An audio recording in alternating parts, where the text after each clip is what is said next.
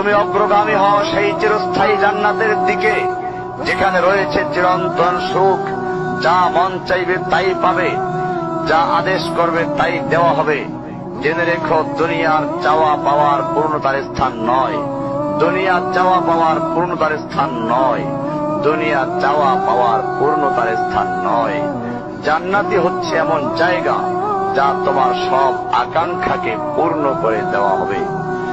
চির কিশোর সেবকগণ, চির যৌবনা সঙ্গিনীগণ, ফল মূল, গোশত, দুধের মধুর শরাবের নহর, উত্তম বাসস্থান ও বিছানা, চির আরাম, চির যৌবন, চির সুখ, অসংখ্য নেয়ামতের মাঝে সবচেয়ে বড় নেয়ামত হবে তুমি আল্লাহকে দেখবে।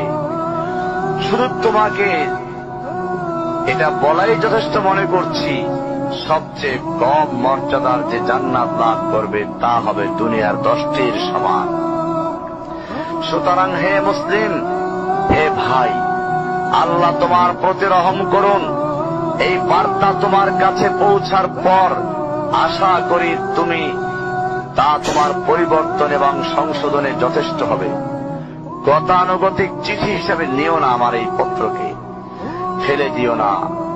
এটা ফেলে দেওয়ার নয়, আল্লাহর জন্য বলছি, এর দ্বারা নিজেদেরকে সংশোধনের চেষ্টা করো।